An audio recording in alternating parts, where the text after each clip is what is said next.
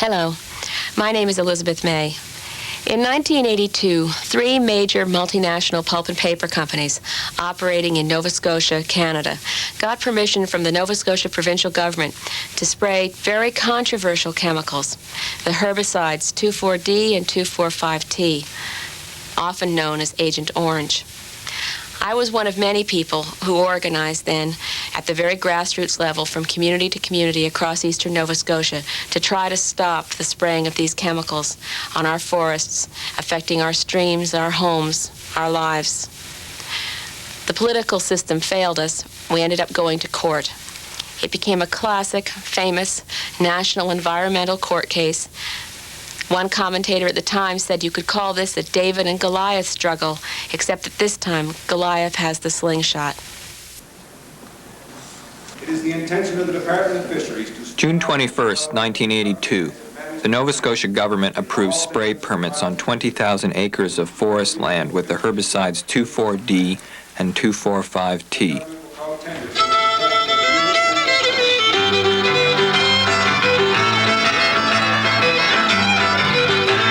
This is the story of 15 landowners on Cape Breton Island in eastern Nova Scotia who, representing their neighbors, their communities, and themselves, took the world's oldest company to court.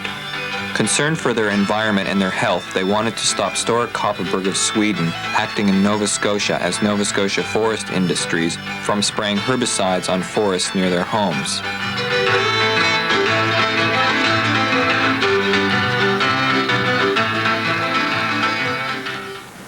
The spray site is right off in that direction, and it runs pretty well parallel to my house.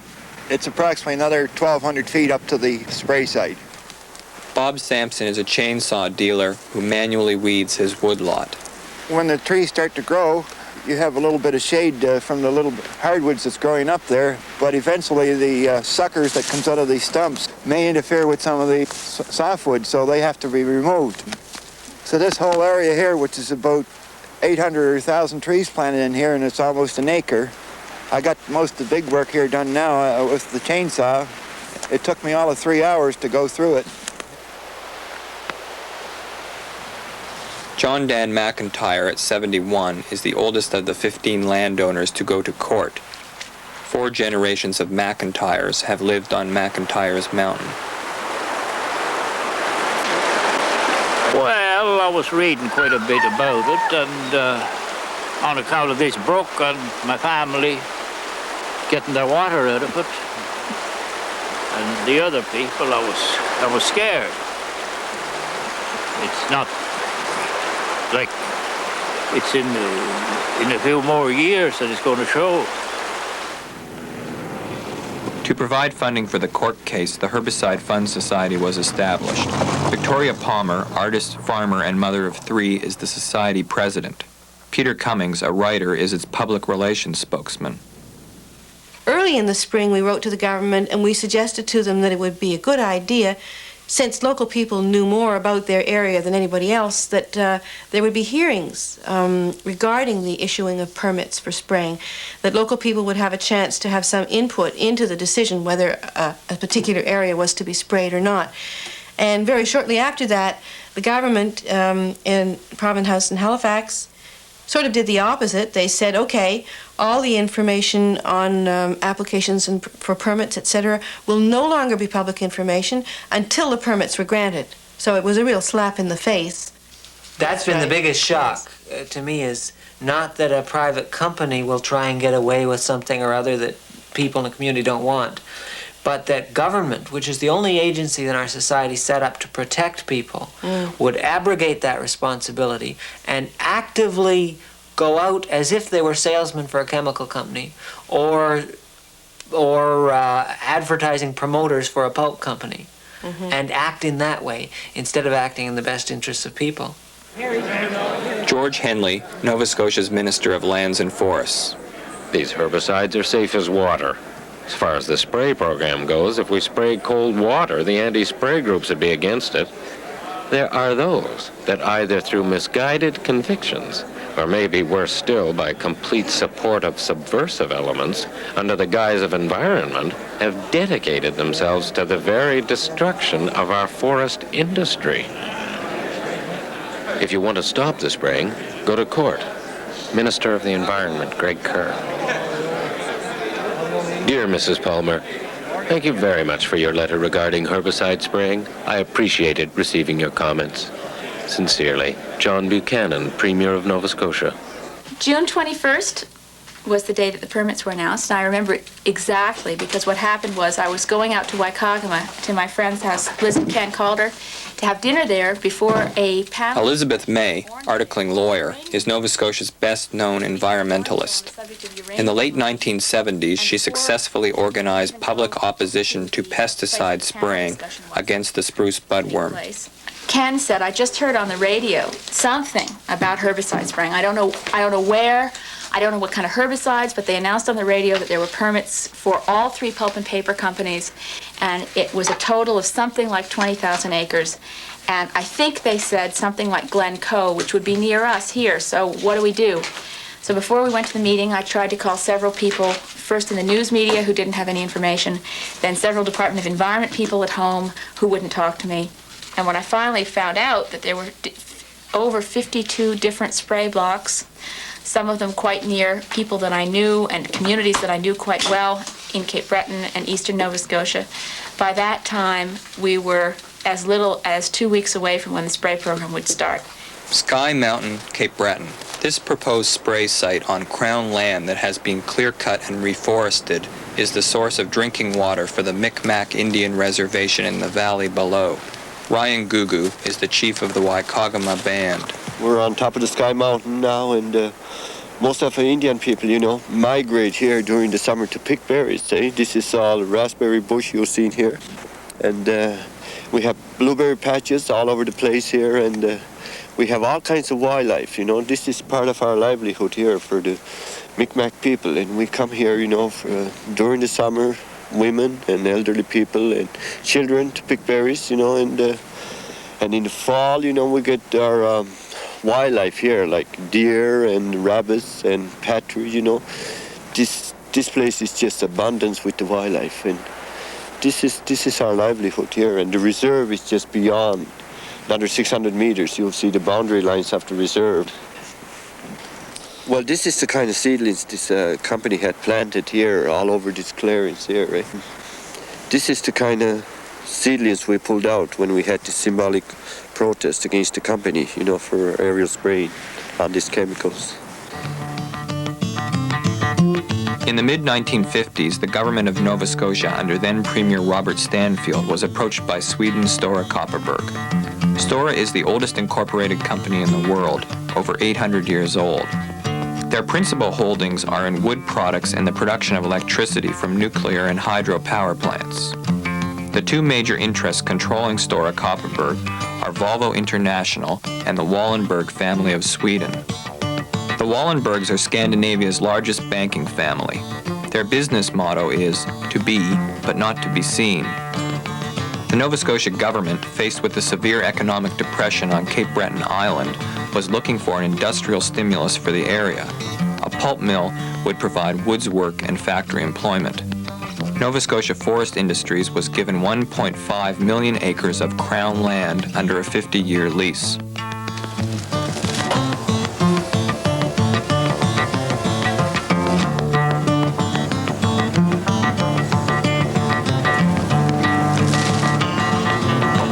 By the early 1970s, Nova Scotia's 3 pulp and paper companies, Bowater Mersey, Scott Paper, and Nova Scotia Forest Industries, were replacing the pulp cutter with mechanized harvesting, and massive clear cutting had become an established practice. The Woodlands manager for Nova Scotia Forest Industries is Mr. Aki Thor. We have not put any pressure upon the government more than we have said that it's essential that we have that tool in order to establish good new stands. So we need the herbicide, but not in all cases at all. What we are talking about, that is that we would like to spray 1/4 of 1% of the forested land per year.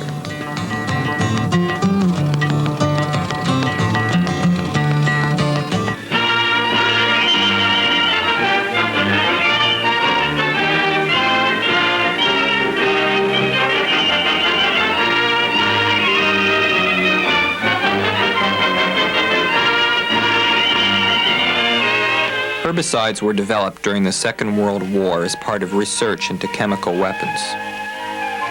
After the war, they were introduced for commercial use as weed killers. In softwood forestry, hardwood trees are considered to be weeds. Weeds. Weeds that rob man of more than disease and insects combined, several times more. Rob him of his precious food supply the world over. I am man.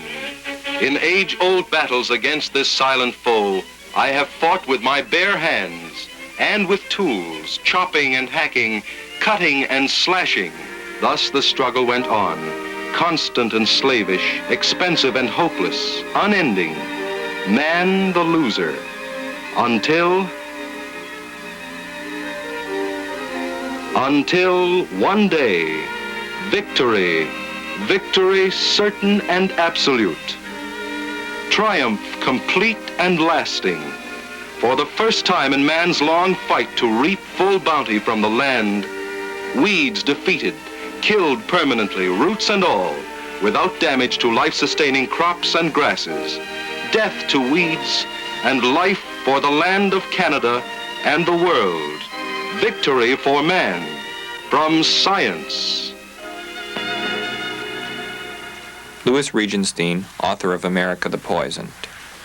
In areas where these phenoxy herbicides were being sprayed, 2,4-D and 2,4,5-T, people would say the same things. The spraying would take place, pets and livestock would be sickened and killed.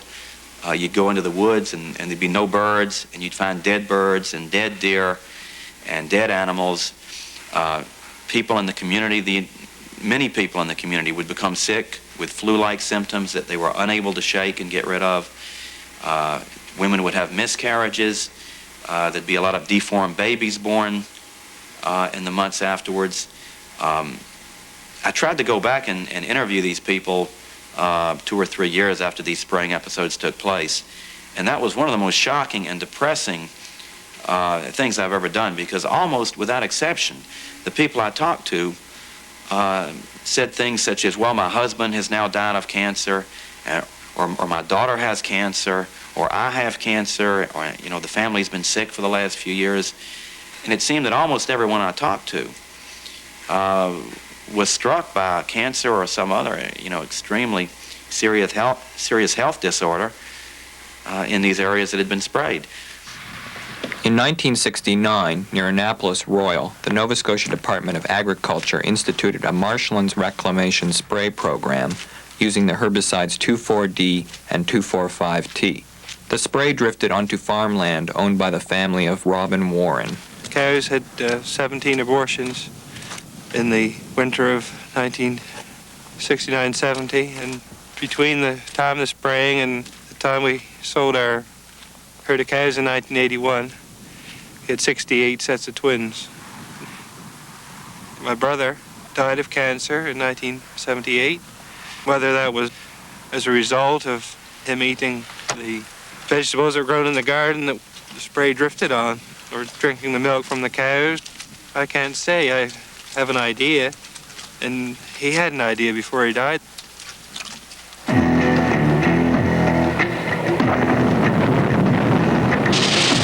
The Vietnam War brought the health effects of phenoxy herbicides to public attention. Agent Orange, a 50-50 mixture of 2,4-D and 2,4,5-T, was sprayed on Vietnam's forests and its cultivated land. In 1971, their use was banned due to the mounting evidence of adverse health effects. Dioxin, one of the deadliest poisons known, and other contaminants contained in these herbicides are blamed for the harmful effects that Vietnam veterans and their children have suffered. An American film, released in 1983, which documents this suffering, is called The Secret Agent. The problem got so severe I couldn't keep anything on my stomach. I lost a lot of weight. I also developed a rash after I came back from Vietnam that I didn't have before I went. I cannot remember. These headaches get so severe. My arms and my legs, I have numbness with pain. I can't move my hands. They give me sheepskin blankets to sleep on at the hospital. My hands shake. Well, when Carrie was born, she was born with multiple birth defects, and Michael's had mentioned his mother was a nurse. Well, she was an obstetrical nurse, and she was in the delivery room when I gave birth. She said to me that she had delivered approximately 25,000 children, but she had never seen the pattern of birth defects. She was born without a rectum. Her intestines were malformed. There was no opening at the bottom of her stomach. She needed open heart surgery. Her arm is malformed. Her arm is normal from the shoulder to the elbow, and then her hand is on after the elbow. So now when I realized that Carrie's arm didn't have to be malformed, when I realized that her intestines could have been whole, now I had to look at the 22 birth defects in my child and realize that my own government could have done this to me. Now I realize that corporate America, that for the love of the almighty dollar, had sacrificed my child. I'm willing to expose myself. I'm willing to let you come into my life. I'm willing to let you view me as honestly as I can show myself, just so that maybe it doesn't happen again. So that you can say to the government that you can't use people like this, that you can say to the chemical industry that this is the age of accountability. I'm just feeling frustrated. Well, I know, the ineffectual feeling that's giving me a headache. We're all being blackmailed by the pulp and paper companies. Everyone in this province is being blackmailed by the pulp and paper companies. We're all being told that the jobs are going to disappear if they can't spray. Well, I don't like to turn the tables totally, but we may almost have to put ourselves in a position of blackmailing the government the other way. On August 10th, 1982, 15 landowners go to court to obtain an injunction to stop the spraying of forests. When I saw all those guys in their three-piece suits coming up from the States to testify for NSFI, I suddenly thought, uh-oh, we're fighting Dow Chemical. The landowners, now known as the plaintiffs in the case, are granted the injunction. A trial date is set for May 1983. In return, they have to put up their homes and possessions as collateral. If they lose the case, they will have to reimburse Stora Kopparberg for its court costs and other damages. As time went by, getting on towards the fall, the former secretary of a very prominent Tory essentially threatened my job. Said that if I didn't keep quiet, then I might lose my job. There just wouldn't be the money to pay me. I believe that was the way it was put. Reverend Gary Barato is the United Church minister in Plattsville, Ontario. His former congregation was Inverness and surrounding communities on Cape Breton Island. He wrote a religious column for the local paper in which he took a strong stand against herbicide spraying. As I wrote, I started to come under some pressure from prominent members of the Tory party who were within my congregation. I received a large package of what I would consider hate mail. I received a few phone calls that were threatening in their content. It was in the next week after that that the defeated candidate of the local Tory party, though I think quite innocently, I don't think he meant anything malicious, came up to me at a Remembrance Day service as I was standing with a parish priest in Mabu and said, "Ah, here's my enemy." So that I think whether he realized it or not, he was reflecting some of the feeling within the hierarchy of the Tory party in that area that somehow I was an enemy that had to be removed because I was either too influential, that's nice to think anyway, or that I was becoming too vocal in my opposition to the herbicide spray program that was proposed. On Thursday, May 5th, 1983, the trial opens in Sydney, Cape Breton's largest city. The trial is to last 5 weeks with 50 witnesses taking the stand. It is presiding Judge Merlin Nunn's first major trial. He denies the request for a jury.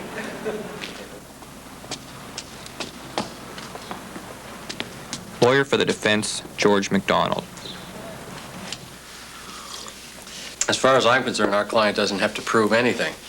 The burden of proof is with the plaintiff in a civil case always. We are not the plaintiff. The burden is on the plaintiffs in this case the individual landowners, to prove that if the company were to carry out the spraying operations as approved, that it would cause harm to their occupation of land. The plaintiff's case is that their water supplies and lands could be polluted and damaged from nearby spraying. As well, the Micmacs claim that their Aboriginal rights would be violated by the spraying of Crown land. The plaintiffs also argue that manual weeding of forests is effective and creates employment in rural areas. Witness for the plaintiffs, Dr. Jan Newton, a San Francisco economist, has proved this in her studies. They have claimed without foundation that only the chemicals provide a larger volume at the end of the rotation, at harvest. Only the chemicals do. That if they use workers in the woods to release the conifers, they don't get any additional growth. They say, in fact, that they lose growth because the workers wander around and stumble on the conifers and kill them. I mean, they make ludicrous statements, but... So that's where the jobs argument comes. If they are allowed to cut more now, a lot more, because they say they're growing more in the future, then there's more wood for the mills, there's more jobs for mill workers, there's more jobs for loggers, and that's the jobs argument. There isn't necessarily more forest in the future, though. There is very likely less forest in the future, because if the herbicides don't have the benefit, the yield benefit they're claiming, then they are cutting more now than they are actually providing an increased yield, and there's going to be a timber shortfall in this province of staggering proportion about 40 years down the road. I mean, you're going to have a crisis. Defense witness Michael Newton, a professor of forestry at Oregon State University, conducted tests with phenoxy herbicides by applying 2,4-D and 2,4,5-T on his skin and on the skin of others. The possibility for causing cancer with this stuff is contingent upon a very high level of exposure for a lifetime. You know, we're talking about a couple of hours at a very low level of exposure. That's what we're dealing with as far as applicators are concerned. As far as residents are concerned, you can't measure the exposure. There virtually isn't any. The person who lives right next to a spray area isn't getting but a tiny fraction of what the applicator is, even if the wind should be blowing his way and it gets on his garden and he drinks his water from the stream. And what we were trying to do is simulate what an applicator would be exposed to. Now, applicators are by far the most heavily exposed group of people, so we figured that if there's a problem, it's going to be with the applicators. And we wanted to find out, you know, if the applicators spill it on themselves, how much goes through the skin?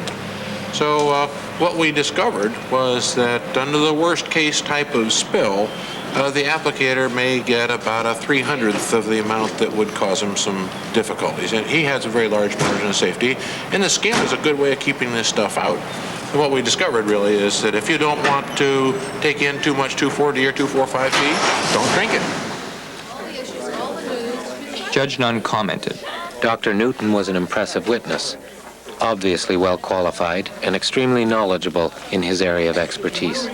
He was competent and scientific in his approach to the evidence. And I was really amazed to see the judge in the case, Justice Nunn, single out Dr. Michael Newton as being one of the witnesses that he said was most influential and most impressive to him. Michael Newton is well known in the United States as being a very zealous apologist for some of the most deadly and most toxic herbicides. And he is a paid consultant for the Dow Chemical Company. We're going to beat them to a pulp. Lawyer for the plaintiffs, Richard Murtha. Is there anything else I can take? It's going to be a long time presenting their evidence at this rate. Oh, yeah, shit. They're going to try to cut us off on cross. They can go hang in the wall locker for that one. Murtha has a personal interest in the outcome of this trial. A Vietnam veteran who now lives in Nova Scotia, he suffers from a skin condition caused by exposure to herbicides. In his case, Agent Orange. That's what one calls undue service. Well, are they going to try to pull this with all of their witnesses? If they get away with Newton, they can get away with anybody else. What a day, eh? No way we can do this. Be nice. Any comments on your first day of starting to present your side, gentlemen? No comment.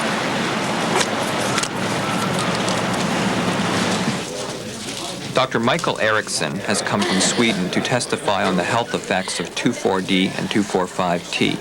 His country has banned all use of phenoxy herbicides in forestry. Yes, I'm Michael Eriksson, one of the researchers of the Swedish case control studies, which have now established the connection between certain malignant tumors and the earlier use of phenoxy herbicides and chlorophenols, closely connected compounds that have the probabilities to be contaminated by dioxins and dibenzofurans, known very toxic agents.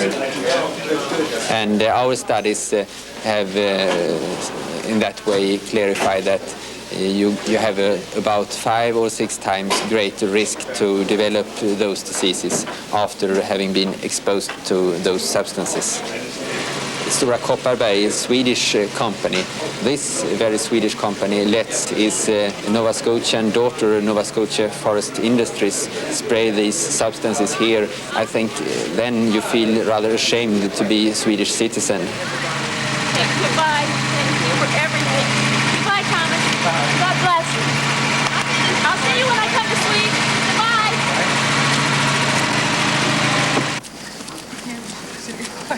How's the fundraising going? Oh, it's good. There's a lot of support, and people really know to expect this. They do. In fact, a lady pulled over in a car and called out to us, "Are you from the Herbicide Fund Society?" I said, "Yes." She says, "I'm just leaving. Can I give you my donation here?" So we said yes. We took it fully. Are people happy to assist? They sure are. It's surprisingly how much they're giving and how willing they are. And they're very interested in the case itself, too, the information about it. That's terrific. Better do another one. To go to court, the plaintiffs must raise approximately $150,000 through donations, auctions, raffles, dances, bake sales, and door-to-door fundraising, organized by friends and supporters in their local communities. The largest single donation is from Stephanie May, Elizabeth May's mother, who sells her 80-acre retirement property to pay a bill of $15,000. It's probably the country bumps. Probably I'm not. I think I've been actively working in court all along, but doing a cross-examination, this was my first day, and I have to go back to work now. But I don't know. It's very hard to know if the points made are understood. During cross-examination, articling clerk Elizabeth May pointed out that sample testing doesn't always accurately represent an area. Dr. Norris, what did Dr. Norris say? Well, what my testimony is going to show is that we know a great deal about how these compounds behave in the environment so that we can make estimates with confidence about the levels of exposure that human beings may receive. And then those that are expert in the area of toxicology can interpret those and tell us whether or not they're important biologically. Sounds like the judge is trying to second-guess the evidence. What his responses are tomorrow. I think he's disturbed enough to do a little bit of his own legwork and inquiry. During the trial, the plaintiff's lawyers work and live in a flat above a pizza parlor in Sydney. He doesn't appreciate the fact that scientists can take divergent views. But I don't really think they're saying different things. I don't think that any of their experts in forestry have really done any of the detail that was done by Neal. During the trial, Judge Nunn comments. There are as many reports on one side as there are on the other. Can I possibly absorb all this stuff? This is what bothers me throughout this trial. Evidence, evidence, evidence. I've had the obvious told to me by the greatest of experts. But of what relevance is it? You can't measure progress in anything like this.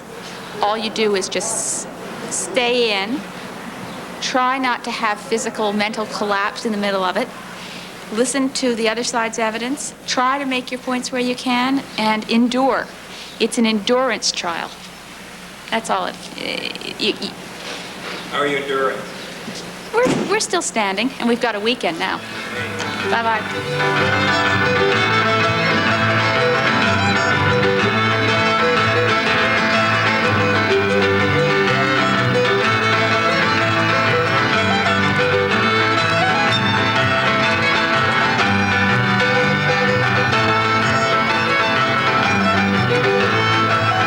thank their local supporters, the Herbicide Fund Society holds a concert in Sydney during the last week of the trial.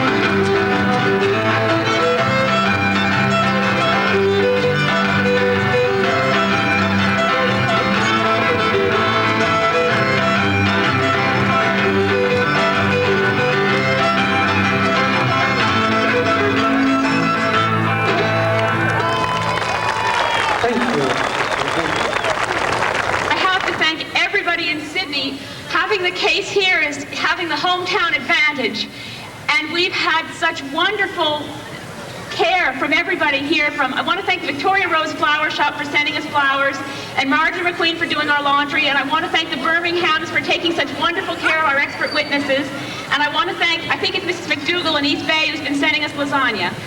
And we really appreciated so much all of your help and all of your prayers and your contributions. Just thank you for everything.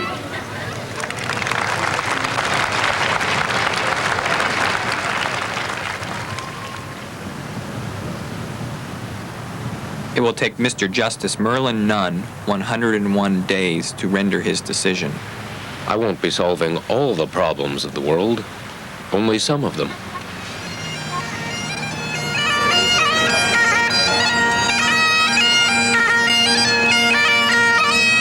While awaiting the decision, public opposition to spraying continues.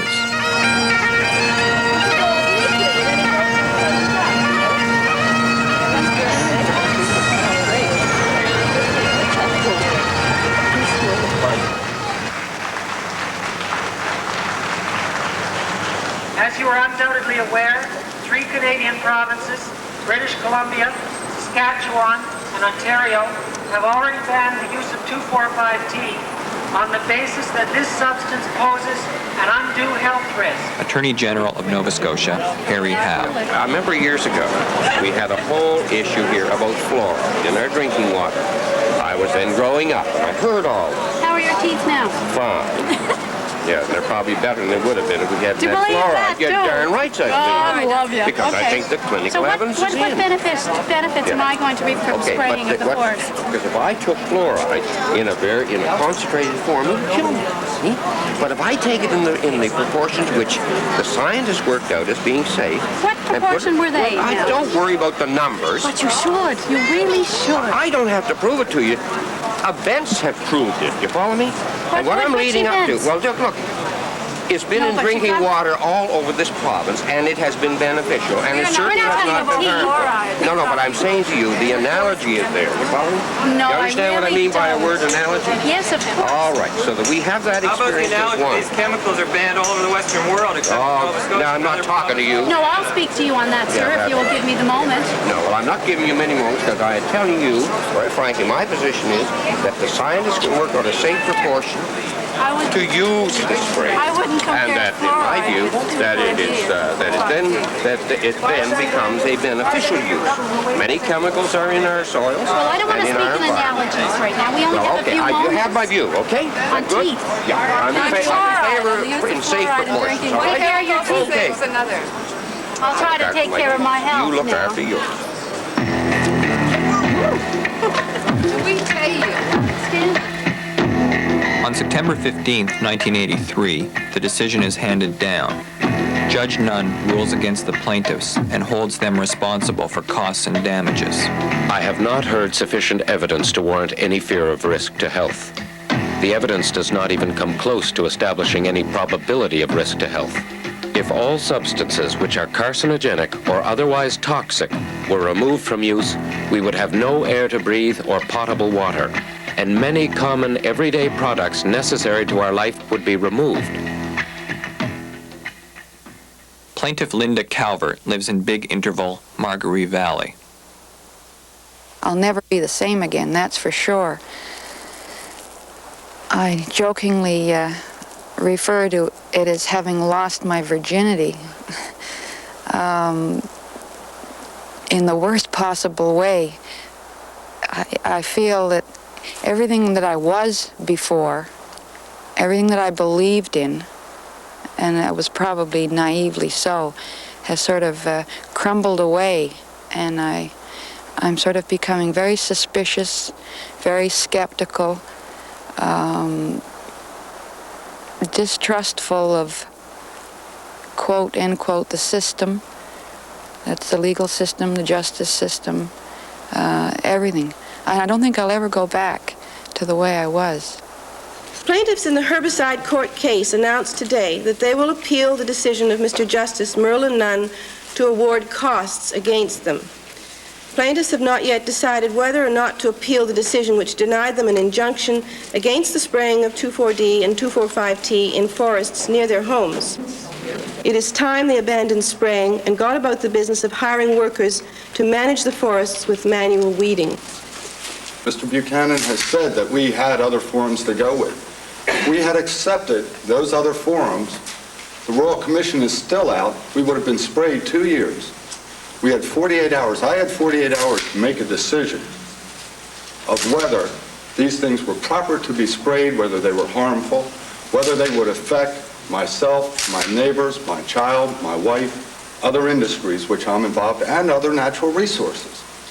We do not have a forum in this province that I can see that allows us to have public interaction, to have the scientific evidence looked over. There is an enormous amount of anger under this, which we have tried very hard for well over a year to control. And again, today, we're being terribly polite, but I hope some of you can get through to what must be going on in our lives. I en vecka har de stressat mellan opinionsmöten från Malmö i söder till Umeå i norr. Och i morse kom de med... In November, members of the Herbicide Fund Society take their case to the people of Sweden. They have come here to protest the fact that Stora Kopparberg wants to use herbicides in Nova Scotia which are forbidden in Sweden. En besvärjelse på indianspråk till Stora stygga vargen med Stora Kopparbergs märke i hatten, en symbolisk varg tillägnad bolaget. This is the first time the Mi'kmaq people will become militant just because their way of life has been threatened. And we still have a great dependency in forest. We hunt, we fish. We still practice all these rights that was passed on to us by our forefathers. During the visit, Swedish Prime Minister Olof Palme says, "I find it deplorable that the company finds themselves forced to use these chemicals. Our conclusion is clear. These compounds should not be used." Coming from the home company, home country for Stora Kopparberg, it is a very important statement. Och enligt bolaget så kan det då bli ett... Stora Kopparberg agrees to meet the Nova Scotia delegation, but adds, "We will only listen, not discuss." These chemicals have been researched. Also in Sweden at the same time was Nova Scotia forest industry spokeswoman Ellen Farrell. Medical research and scientific associations throughout the world. The environmental minister of Nova Scotia and a few others in Nova Scotia have said that we could have a toast in this herbicide solution to drink it. Would you do that?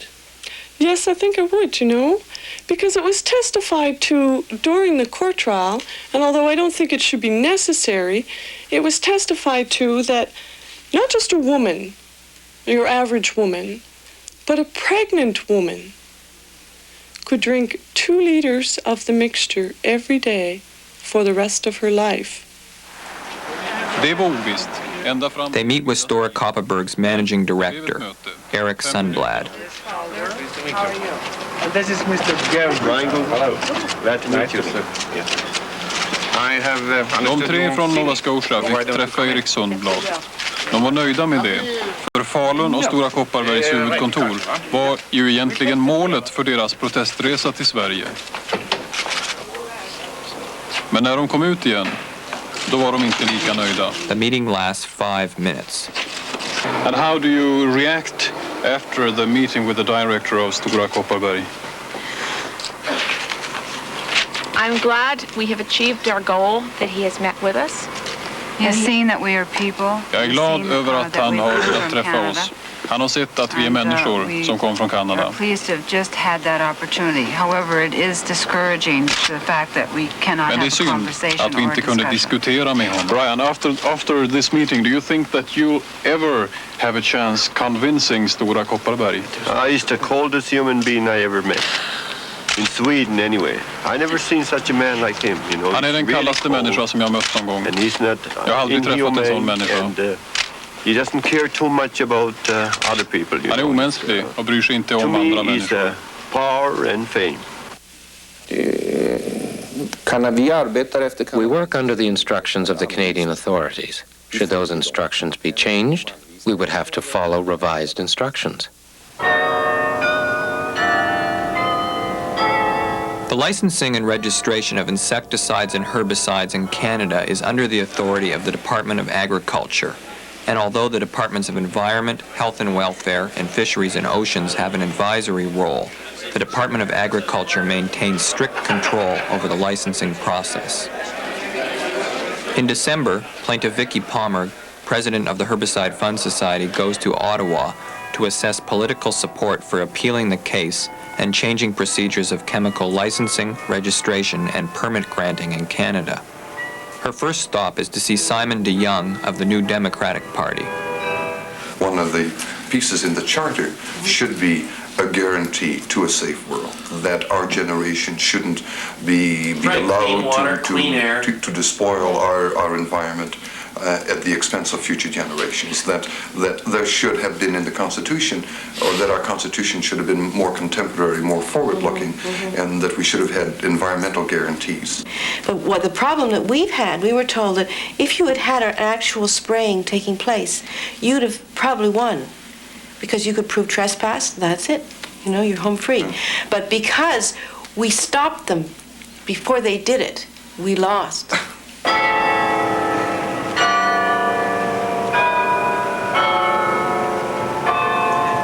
Next she sees John Fraser, progressive conservative environment critic. Now, some people, especially some people in the forest industry, think that because the case went against the plaintiffs, that the matter is solved for all time. And I just don't believe that.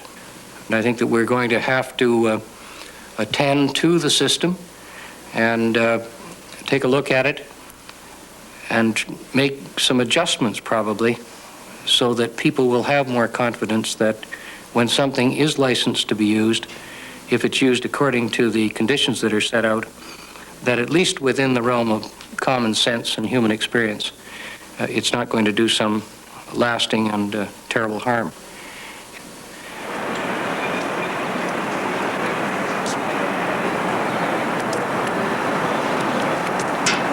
Vicki, tell me how your things are going in Ottawa. Well, I've met with people from all kinds of different departments, from health and welfare, from environment, from agriculture, and just now from Mr. McEachran's office. How did Mr. McEachran's office go, being your MP? Well, they seem, they're hard to talk to. They're very interested in spraying the forests, is what I can make out of it, or at least in making it possible for NSFI to have lots of free hand in Nova Scotia. Over a period of 2 months following the decision, the plaintiffs meet weekly. Threatened with the loss of their homes, the group's resolve begins to weaken. Surveyed individually by their lawyer, the majority say they want out. A settlement is put together. It is accepted by Stora Kopparberg. The impetus to settle is brought about by the tremendous public outcry in both Sweden and Canada. Public opinion holds that Stora Kopparberg should not collect the hundreds of thousands of dollars that will be awarded to them as the victor in the court case. The plaintiffs are relieved of paying these costs. In return, they agree to pay the remaining monies in the Herbicide Fund Society account to a forestry scholarship fund. Whether or not the court decision correctly addresses the evidence or issues raised at bar will not be challenged. The legal issues were not addressed appropriately, and without using too much legalese in discussing this, it's fairly clear that the issues of trespass and private nuisance were either misunderstood or misapplied by the trial judge. And unfortunately, it does leave a bad precedent on the books. General assessment is that it's about 10 years behind the times in terms of the development of environmental law jurisprudence in this country, and that there are some fairly substantial issues which could have been overturned on an appeal. Mr. Justice Nunn held in his decision that a case such as ours should be, quote, discouraged in its infancy, unquote. And I think that that has been very effectively done. It was an absolute crystallization of what was going on in this case, that in the end, the decision not to appeal was the result of the very humanness and the very vulnerability of the people who brought the case in the first place. Corporation doesn't lose sleep.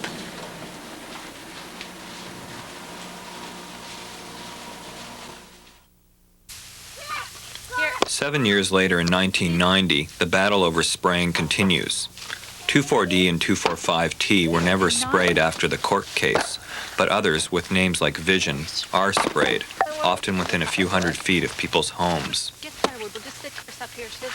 My name is Roberta Bruce, and I'm a homesteader. 5 years ago, I was an active fundraiser with the Herbicide Trials. I organized a music event in a park and did a lot of door-to-door fundraising as well. 5 years later, they came here with a helicopter and aerial sprayed to kill the hardwood trees so that the softwood trees could grow, supposedly. And it was the most stressful time of my life because I demanded to be told so that I could evacuate my home and go with my family. And I asked the government to think about the permit and to think about my wells and my health, but they didn't. They just rubber stamped it. When I called the minister at home and asked him if he knew anything about my case, no, his bureaucrats that I had spoken to before that didn't tell him a thing. So it was just another rubber stamped case, and I was just another victim of herbicide spraying. They came with a helicopter, they aerial sprayed 300 feet from where I live. Roderick Gugu is currently the chief of the Waikagama Micmac Indian Reserve. There's got to be a better way of doing things as opposed to clear cutting, spraying, and all the other things which have happened in the past. And otherwise, what we're going to end up with is basically not much of an environment, not much of resources for our children to enjoy. And now, since the past several years, we have taken our cases to court, and we have won some major decisions in court in relation to land base and land title.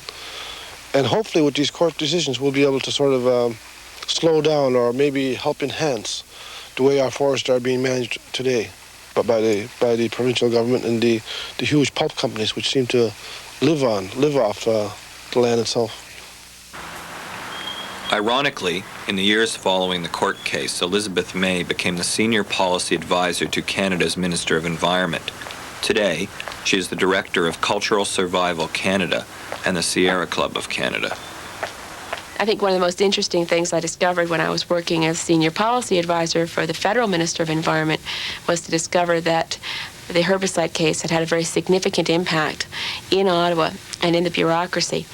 The registration of pesticides in Canada is still regulated by the Department of Agriculture, but within that department, the herbicide case led to a re-examination of the pesticide registration process and to an effort that the process moves very slowly in Ottawa within the bureaucracy, but here, 7 years later, they are beginning the consultation process with the public to change the current pesticide registration system and to reform it in a fundamental way. This is a story that's still going on. Remember who's responsible when the softwood is gone. They want to farm it like this, kill the hardwood, change the nature of